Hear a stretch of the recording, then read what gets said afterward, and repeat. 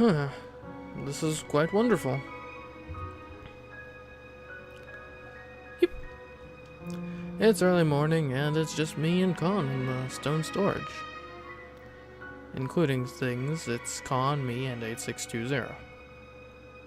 And the steam locomotive.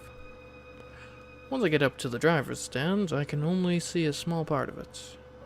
I was never able to view it in such detail from the outside. It's iron, a block of iron. Thinking about it causes nausea and chills to climb up my legs. The dark black iron pounds my eardrums. The twisting sounds remind me of the taste of blood and death. But even if that taste spreads in my mouth, I can continue moving my tongue. 8620, even so, you're beautiful. You're large and rustic, yet finer details are polished and delicate. You're complete, yet you're filled with solitude, the color of one being left behind, making you a tourist attraction. Yep. What is it, Con? Oh. Ah. A silhouette in the entrance of the stone storage. She comes walking to me with a conservative pacing. It's you, Paulette. Good morning. Morning, Maitetsu-kun. What are you doing here so early? She stops herself, her blue eyes take in the surroundings. Are you here alone? Yep. I'm with this one. Oh, sorry, Con. It's not that I didn't notice you. When Paulette reaches out to it, it rolls onto its back, begging to have its belly rubbed. I think it's rather rare to see a fox this tame. I was just wondering if Hatroka-chan was with you. There are times when I want to be alone. I wanted to get a good look at 8620 up close. I wanted to face it by myself and figure out what to do from now on. Oh, then I'm just in the way. No, that's not it. If I thought that, I wouldn't bring Con here. I realized I contradicted myself when I heard her confused voice. That realization turns into an understanding. The reason why I brought Con in here was because I must be afraid of being completely alone. I'm so pathetic. I chose something where I could show my pitiful self. Once I realized my fear, the tension seems to loosen. The tension vanishes, and in comes a sigh of relief. I wanted to take my time to look at 8620, that's all. That goal has been fulfilled before you came. Then... Her worried looks turns into a bright expression. She'd refused to move from her spot, but now she's walking over to me. Could it be about the tourist attraction? I realized that it was part of it. Using the municipal government as my lever will create a large-scale tourist attraction. If it weren't for me thinking seriously about Paul's suggestion, I would never bring myself to look at 8620. It's true that I was thinking of the tourist attraction, but not all of it. I'm happy to know that you're even thinking about it a little. Another step. This time Pot closes in on the distance with lighter steps. After accepting your suggestion, it got me thinking.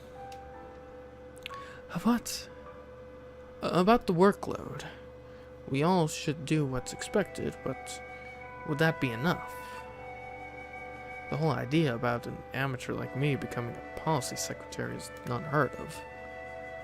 I can't help but wonder about it, so it makes me think and realize.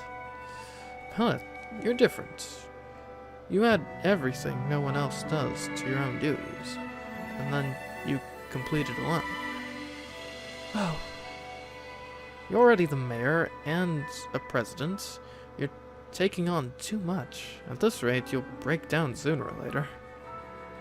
When I organize my realizations by saying them out loud, I understand them further. But you need a helping hand. I honestly don't think I fit as the policy secretary. But at the same time, I don't want to see Pod falling apart from all the weight on her shoulders. If you don't mind it being me... Yes! A determined voice interrupts me. Another step. Pod comes closer to me again. Was she that backed into a corner? Why didn't she just seek help in a more direct fashion earlier? It must be due to her personality. Though if that's the case, that feels a little dangerous. If it's alright with you, I'd like to help. I'm sure I can be more helpful than Con at the very least. Yep. Con rubs itself on my leg, as if it's thought I were calling to it. But Pod isn't looking at Con, she's staring straight into my eyes. Thank you very much. Please do so. I want your help, Maitetsu-kun. I see. Then I'll do that. I thought she'd take another step forward, but Pod stays where she is. An overwhelming stare and a distance of 2.5 paces. This is proof of how Paulette's terrible at depending on others. So, about the details of this tourist attraction. If that's the case, there's no need for me to close in on the distance. Keeping a distance, Pod is most comfortable with, is most appropriate in supporting her sanity. Still, I can't get used to it. Looking back, Hachiroku and Hibiki have 0 distance in their personal space. Maitetsu-kun? Yes, about the tourist attraction. Right now, there are a few points that need to be solved. Yes. First, we have to do something at the passenger car. Passenger car?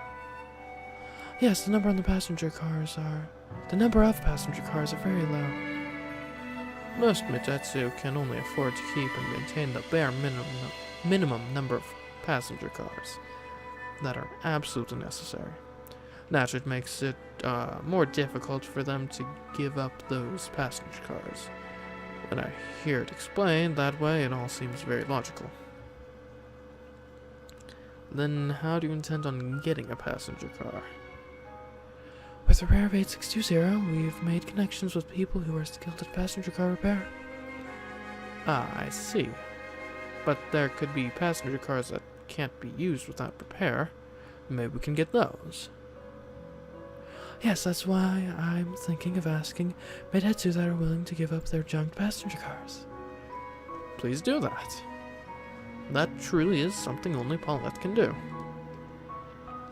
Working my way outward is my new job starting today. Assuming that we do obtain a passenger car, what plan do you have to make it a tourist attraction? Huh? She has the expression as if she has no idea what I just said. I don't think it was that difficult a question, but then makes a face as if she's just realized it.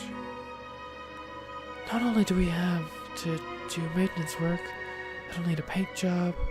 Moreover, we'll have to make the interior fitting of a tourism train while we're at it. Wait. Beyond that. What do you mean beyond that?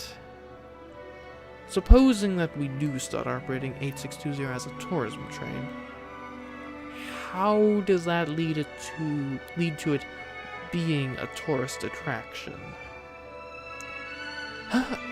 Because... Bud's hands move in a confused manner, thinking she's playing with him. Con follows her hands. When 8600 starts running, lots of people rush to ride it. Paulette, for example, assume there is a very minor hot spring town that has a very rare and valuable gasoline automobile. Yes? Say that you're allowed to take it for a test drive. Would you purposely go to that minor hot spring town? Why would I? I'm not interested in automobiles. Right. That's exactly what I'm talking about. Your feelings toward automobiles are how the general public feels about railways. What feeling? This feeling that automobiles are railways? She's surprised. She must have understood, but I can't let my guard down yet. I'll have to explain this to her until the very last word. Most people won't bother going to a minor hot spring town just to ride a steam locomotive. Oh, I suppose. Myself and everyone around me really love railways, so I thought... Even if a steam locomotive is running to Kusatsu Hot Springs, some may ride it as an aside to their spa trip. Oh, Thus, we need something beyond that, or perhaps something else entirely. I already found one hole that needs to be filled. We need to express the charms of Ohotio that transcend it being just a minor hot spring town. We have to think about how to convey that message to everyone.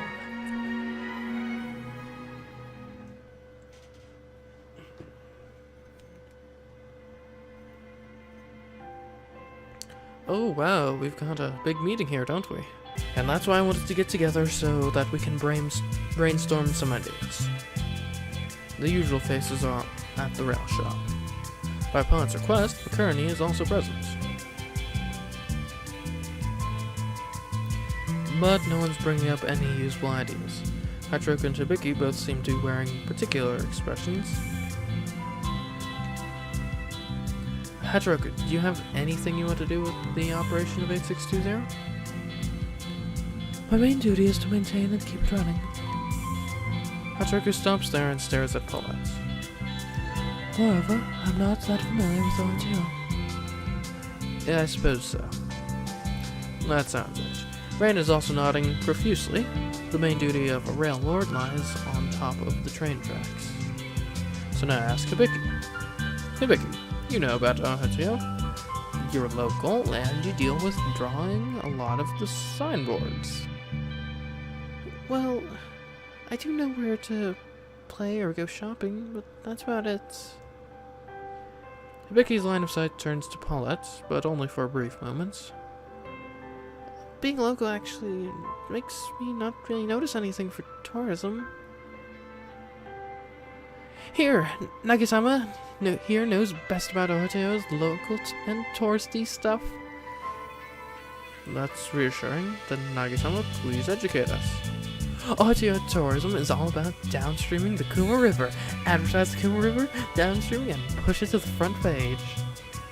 We already do that, Nagi-chan. And we're still getting fewer and fewer tourists. Ugh. Fukuai calmly soothes Nagi. Possibly from the sad atmosphere, Nagi becomes quiet. Poet sighs and then tries to follow up by agreeing. The hot springs, Kuma River downstreaming, and Kuma Shocho, we've been doing tourism PR for those all along. Without a doubt, those are attractive. When I state it as a fact, everyone nods. That either means you're not advertising enough, or your advertising method is bad. Everyone also agrees with that, but no one has any opinion beyond that. I'm left without a choice. I didn't want to depend on her, if possible. McCurney, what do you think? In this rare instance, McCurney hesitates. She looks at me, then Paulette, then Hibiki, and Hachiroka. She has a bit of a troubled smile and shrugs ever so slightly. Hee-chan and Hachiroka-chan, you two have no opinions at all?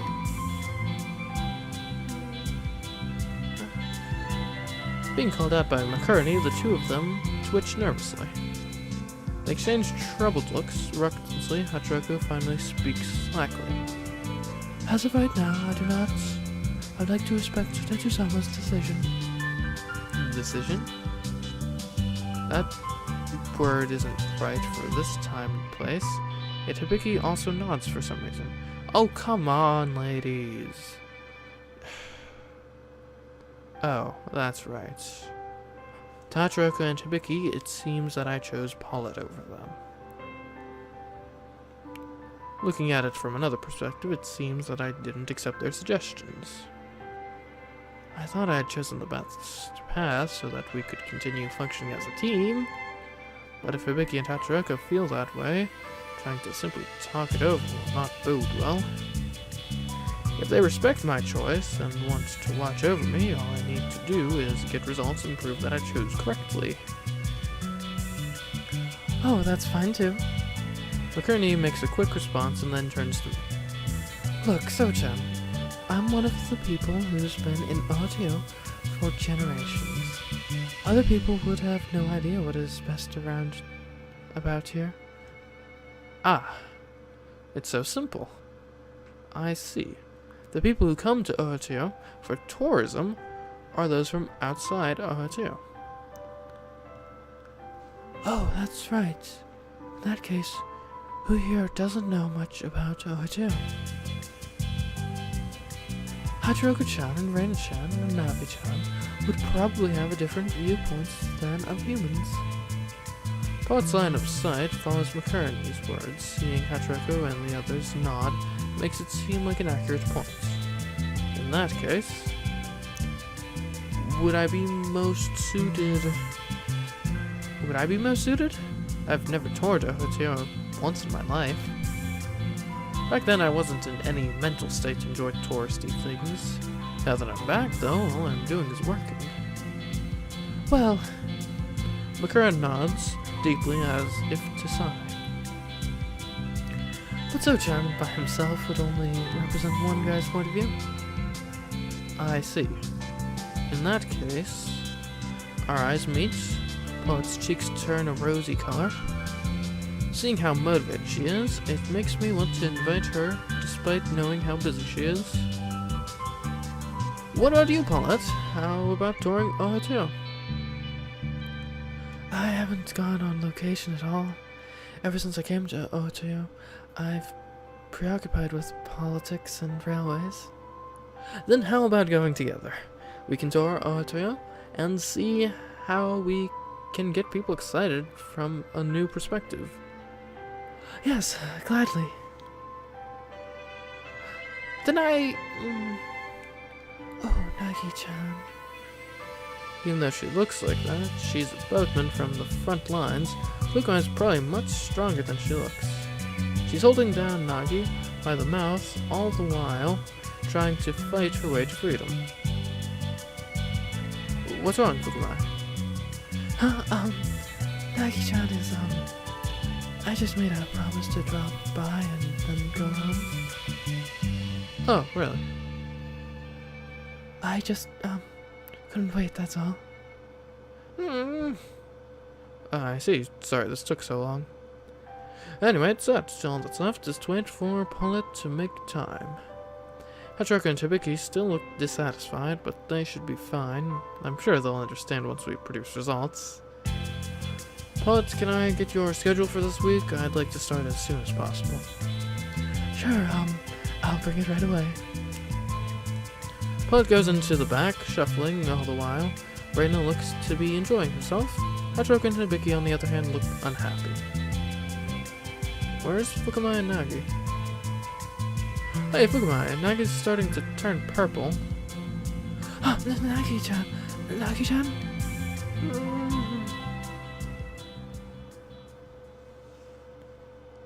Huh.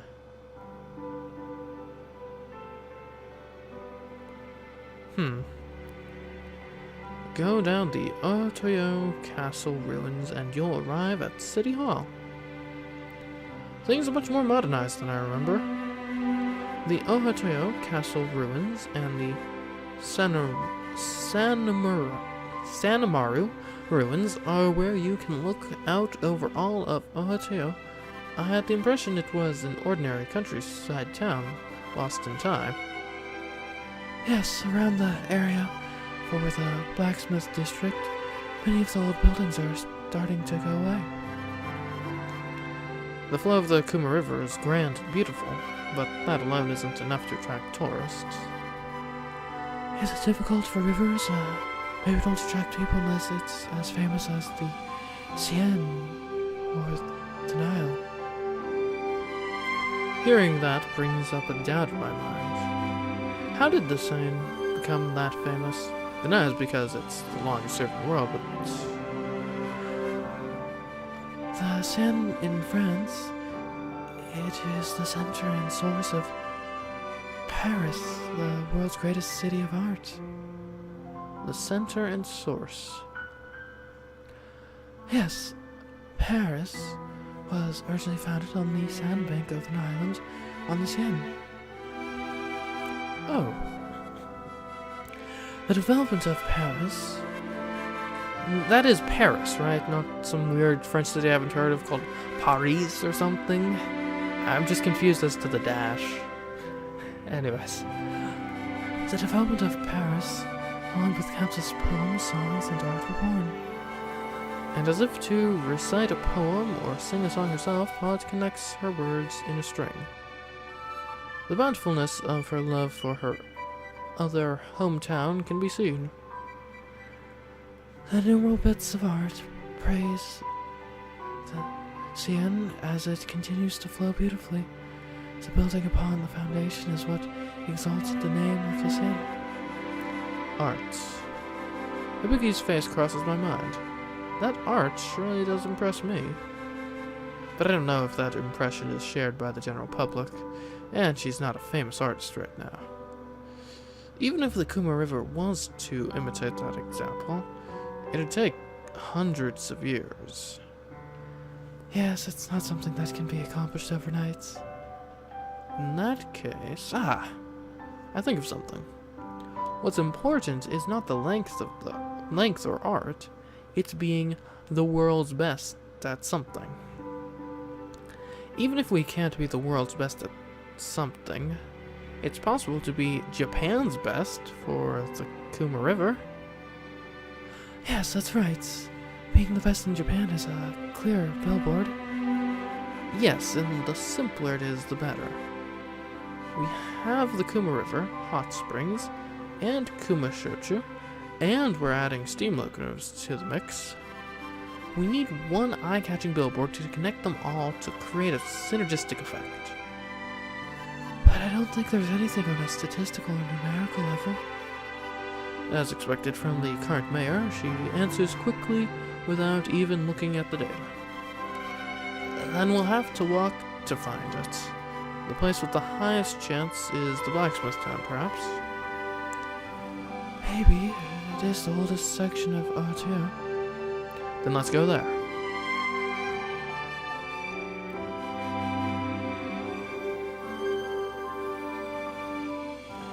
Pullet and I walk side by side, without Rain in between and without Hachiroku with us. We can walk naturally without having to match our stride to someone else's. Possibly because our strides are similar, it feels comfortable. It's Sunday, but I barely see any tourists. But there are good and bad parts for our pace to be quick. Being able to walk so smoothly is actually quite bad for a tourism spot. There were Kijiyama toys and people here. Yes. I realize it when she mentions it. There are these Kijiyama toys scattered all over the streets. These traditional woodworkings look like carp streamers with wheels. They come in all sizes and are charming in their own way. The Kijiyama are cute when you look at them carefully. They're scattered around town, so you get used to the sight of them really quickly. That's true. I didn't quite notice that until she mentions it. We'd have to at least have more people than Kijiyama, even if the tourists are all traveling by aircraft. Yeah, the effect would significant. Aircraft travel generally reduces transportation costs. Yes, that's why tours tend to be day trips types rather than overnight types.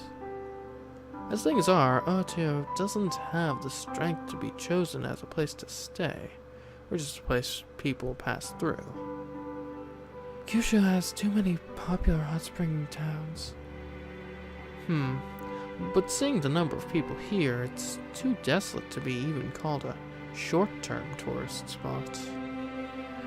That's probably due to the timing. Maybe they're all going to other places of interest. Like where? Although I haven't gone there myself. Hood opens up the illustrated map. It makes me happy seeing how prepared she is. Otoyo Castle ruins, Kuma River downstreaming, Nagita Cheaper even. Yes, I do hear that they do tours, where they open up parts of the brewery.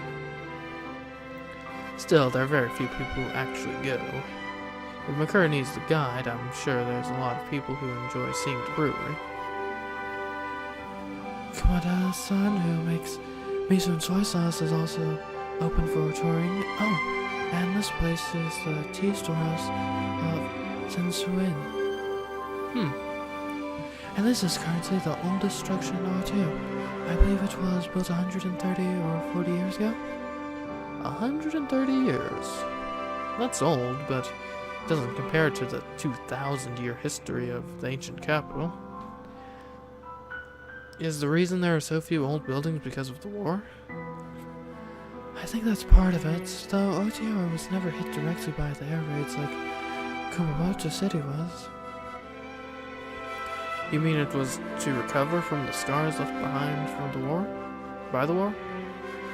The damages must not have been as bad as Okinawa. Still, Kyushu likely suffered quite a bit in its own right. To overwrite it in order to recover, I understand the feeling more than anyone. It would be impossible to be Japan's best in historical aspects, but let's look for more things of interest. Yes. We walk side by side again. The wind carries the smell of the Kuma River, giving us a comfortable feeling. Oh, so that's a good. There's a crowd? That's rare. Both of us start walking toward it. They're in school uniforms, so perhaps they're on a school trip? What's beyond the crowd? Some sort of shop stall? Oh, it's the mayor. Oh my, on a date? It's not a date, unfortunately. That middle-aged woman is very congenial. Is she an acquaintance of yours? Oh yes, let me introduce her. Upon hearing Pod say that, the middle-aged woman looks at me and smiles. This is Nagiyama Noriko-san. She's the wife of the monk at the Ghost Temple. The Ghost Temple? Ah, that place is another tourist location. The word ghost is a bit too strong for me, so I've always avoided that place. Nice to meet you, Nagayama. And you are the engineer of 8620, right? Yes, my name is Maitetsu. Seeing how you know me, were you at the viewing? Yep, I like railways too. Ah, so that's how you and Pod are acquainted. And to that, Pod and Mrs. Nagayama both smile softly. So, is Nagayama-san also a Maitetsu? I'm this. While saying that, Mrs. Nagayama starts pouring some starchy liquid onto a round hot plate. She skillfully spreads it and drops some cream, bananas, and strawberries on top. She then wraps it up and stuffs it onto some paper wrappers. There, here you go. That'll be 350 yen. Thank you. There's exactly 350 yen. Gotcha. Thank you, come again. After handing it over, the group of tourists laugh happily as they walk away. They're speaking in Kumamoto dialect. That means there are no tourists. The way you talk to them, are they local students? Yep, my regulars. They come by every week. So you come here every week to sell crepes? Yep, oh, you were talking about that, right? Her hands move deftly as she makes 2 more crepes in the blink of an eye. One with strawberry sauce, the other with chocolate. If I'm anything, I'm a eater enthusiast, so I like making it more. She hands out both crepes, so lets Paula choose first.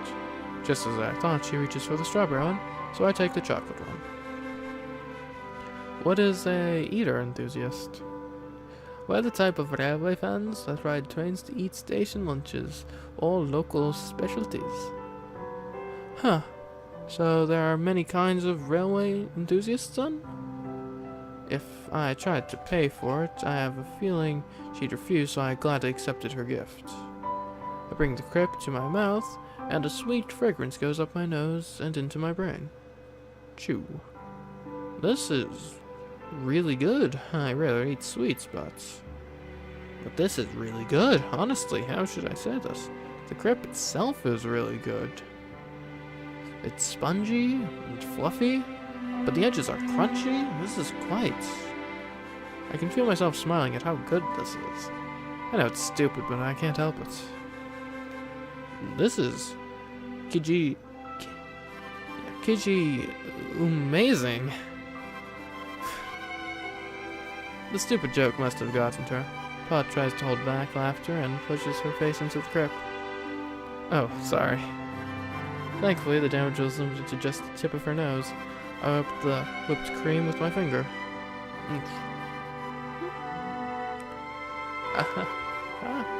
Pod blushes suddenly. Hearing that teasing voice, I realize what I've just done. Sorry, it was imprudent of me. I always do that to my sister, so I couldn't help it. No, it's alright. I welcome it, actually. Really? That's good. Ah, so it is a date. No, it's not that. No? Pot just fidgets with her hands for a while. She's blushing bright red and can't seem to find the right words. We're looking for tourist attraction specialties. Something we could call Japan's best, for instance. When I explain the situation in detail, she makes a sigh as if disappointed. This person is very candid, it seems. Then again, if she weren't like that, the wife of a monk wouldn't run a crepe shop in her spare time. We got nothing that's the best in Japan. If we did, the previous mayors would have blared them out to the world. That makes sense. No. We might not have one right now, but... Nagima-san, are you good at any other sort of cuisine besides crepes? Yes, lots. Nagima-san used to work at the cafeteria of the former Imperial Railway.